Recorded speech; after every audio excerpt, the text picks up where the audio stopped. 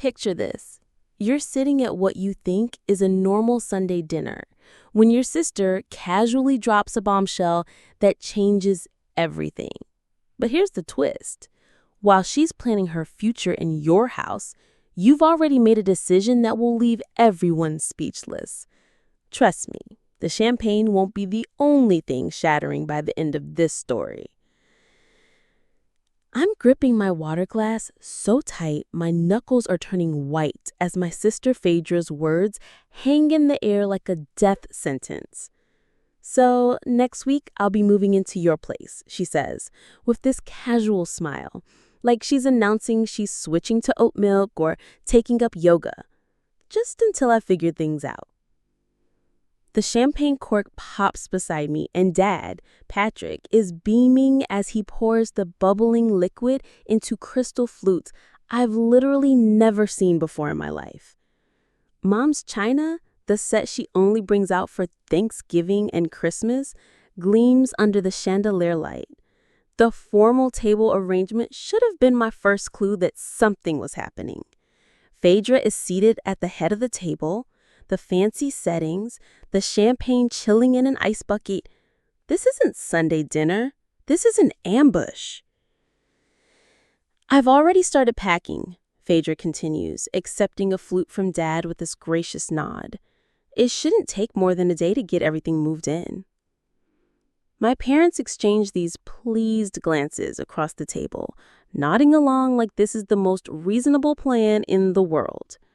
As if my consent is just the formality, already given, already decided. To new beginnings, that says, raising his glass. Everyone lifts theirs in response. Everyone except me. Now those garage boxes make perfect sense. 3 days ago, I'd found them stacked against my wall. Oversized plastic containers labeled Phaedra's winter clothes and Phaedra's books. When I texted her about them, she brushed it off. Just temporary storage, she said. Just until I find more space in my apartment. I should have known. Just like I should have known what it meant when I confronted my parents about paying Phaedra's rent for the 3rd time this year. She's going through a rough patch, Mom Ella had said, waving away my concerns. That's what family does. We help each other. But here's what really gets me. Last week, I accidentally overheard Mom on the phone with Aunt Sarah while I was waiting in her kitchen. Julia's so lonely in that big house. She needs her sister's company. It's perfect timing, really. Perfect timing. As if my entire life exists solely to accommodate Phaedra's latest crisis. I set my water glass down carefully, reaching for my purse on the floor. The trembling in my hands has nothing to do with nerves and everything to do with pure fury. Why do you look so serious? Phaedra laughs, her eyes darting to our parents. This is good news for both of us. You get company and I get to save on rent for a while. My fingers close around the manila envelope I'd brought. The one I almost left in the car, thinking tonight wasn't the right time. But there is no right time with my family. There's only their time, their plans, their expectations. The tremor in my hand steadies as I place the envelope on the table. Actually, I say, my voice somehow calmer than I feel. I have news too. The change in the room is instant. Mom's smile falters, her eyes narrowing. Dad lowers his champagne glass, his forehead creasing with concern. The united front is forming against the daughter who isn't following the script. What kind of news? Mom's tone carries a clear warning. Don't ruin this. Don't be difficult. I feel those familiar labels hovering in the air. Selfish, difficult, uncaring. The stakes of defiance are crystal clear. Disagree and become the family villain, again. Looking at their expectant faces, I realize this pattern has defined my entire life. Phaedra takes, I give. My parents enforce the transaction. The roles never change. The lines never shift. until now. I place the manila envelope in the center of the table, my fingers lingering on the edge. This, I say, carefully withdrawing the papers inside, is the sale agreement for my house. I sold it last week. I have 30 days left before I move. The silence that follows is absolute. Phaedra's champagne glass slips from her fingers, shattering against the hardwood floor. No one moves to clean it up. Dad's mouth opens and closes like a fish suddenly out of water. "You what?" Phaedra finally whispers. I flip through my phone, pulling up the Pinterest board I discovered this morning. Interesting timing, isn't it? While you were planning to move in, Mom and Aunt Sarah were already designing your future bedroom in my house. I turn the screen toward them, displaying their meticulous board labeled Phaedra's New Room. My throat tightens as recognition flashes across their faces. 9 years of saving every possible penny, working overtime, sacrificing vacations and new clothes, all to afford that house, my dream home. And to them, it was just another resource to be redirected to Phaedra. Dad stands abruptly, towering over me. "You can just cancel the sale," he says, waving his hand dismissively. "These things have cooling off periods." Mom rises too, resting her hand on his arm. "Julia, we already promised Phaedra she could stay as long as she needed. You can't possibly expect her to find a place in 30 days. But wait, it gets worse. "Actually," Aunt Sarah pipes up from the end of the table, "we were going to move most of her things next Tuesday while you were at work, just to make it easier for everyone." The coordinated betrayal literally steals my breath. They were planning to move my sister into my house without even asking me, while I was at work, like I'm some kind of obstacle to be managed instead of the person who actually owns the house. "You can't do this," Dad says, his voice hardening. "What about your property taxes coming due? You know I always help with those." The implied threat isn't subtle. His one annual contribution to my finances dangled now as leverage. "Julia," Mom says softly, her voice taking on that concerned tone she uses when discussing unstable people. "I'm worried about you. This kind of impulsive decision-making isn't like you. Are you feeling all right? Have you been taking care of yourself?" I recognize the strategy immediately. If not compliant, then possibly unwell.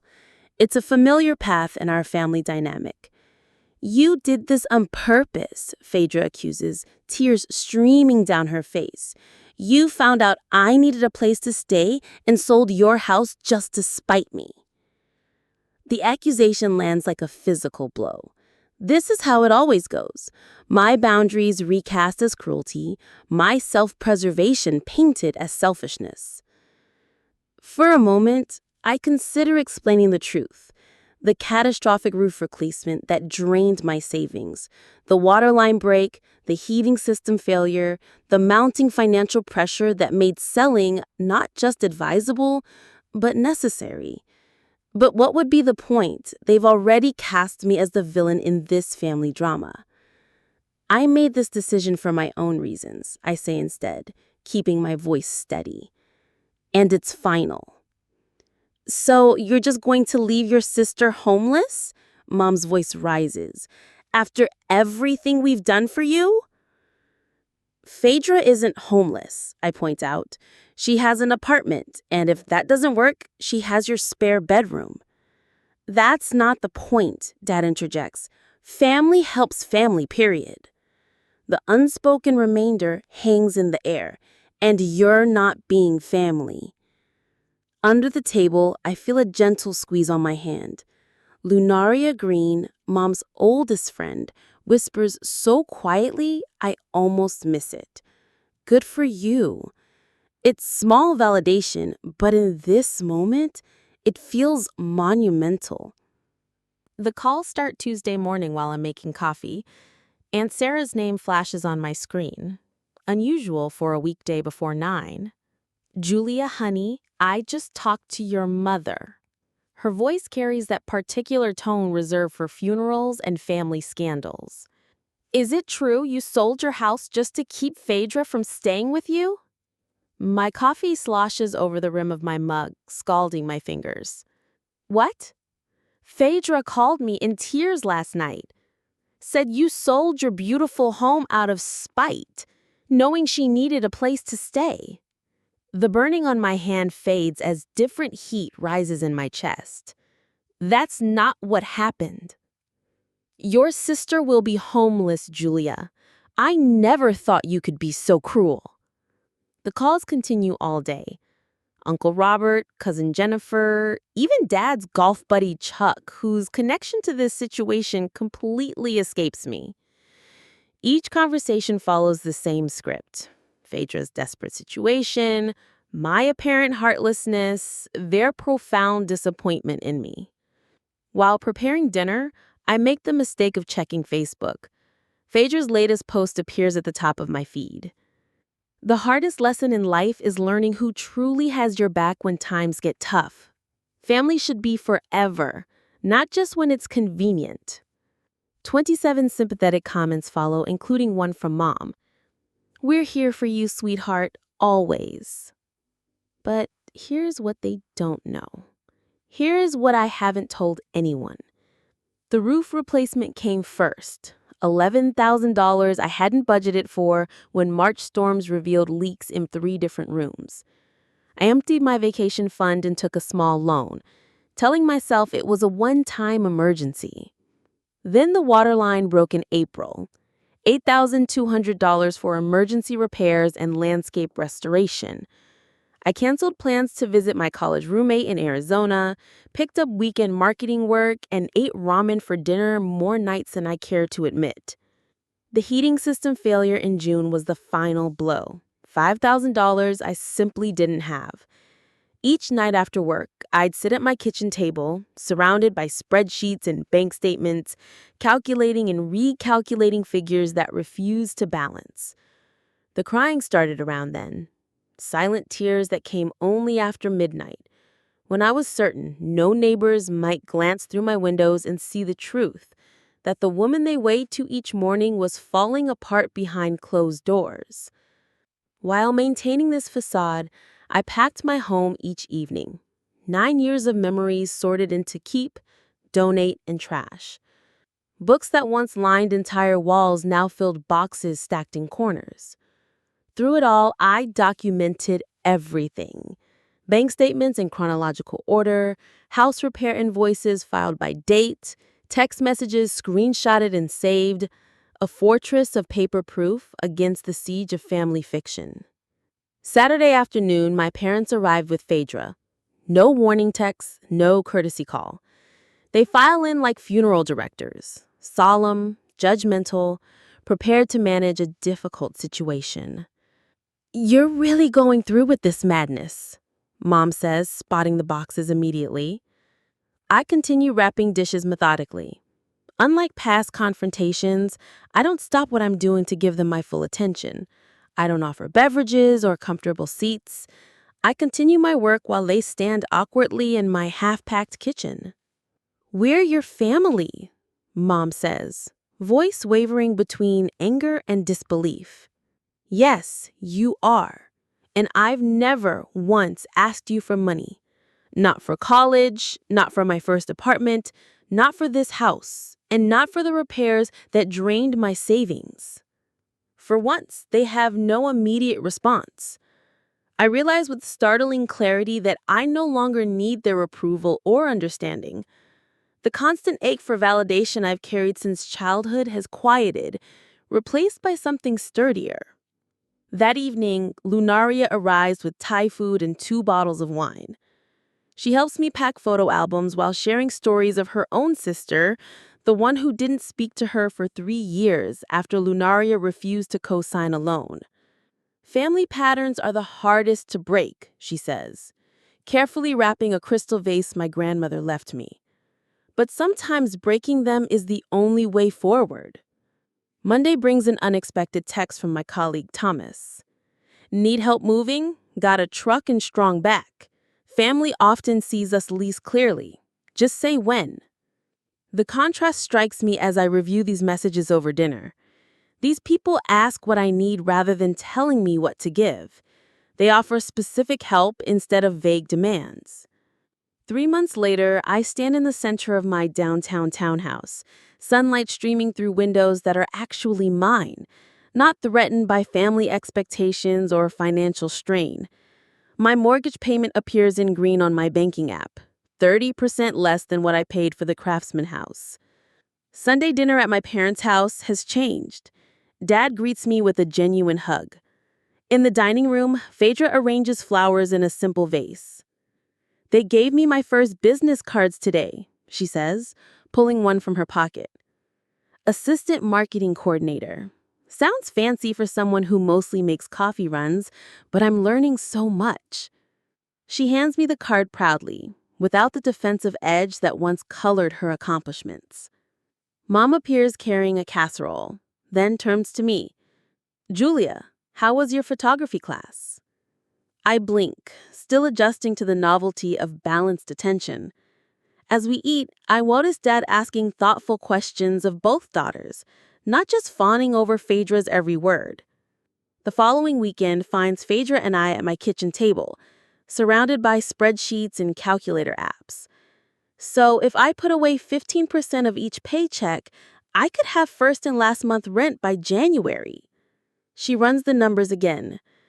Our parents sit on my sofa watching the scene with a mix of pride and regret.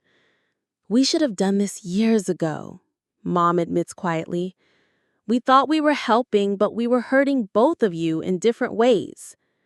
As I watch Phaedra calculate her budget with determination I'd never seen before, I can't help but wonder, is it ever possible to find the perfect balance between supporting family and maintaining healthy boundaries? Or must we sometimes allow others to struggle so they can truly grow? What would you do if your family expected you to sacrifice your financial stability for someone else's comfort? Have you ever had to choose between keeping the peace and protecting yourself? Share your thoughts in the comments below. Your experiences help build this community where we support each other through difficult family dynamics.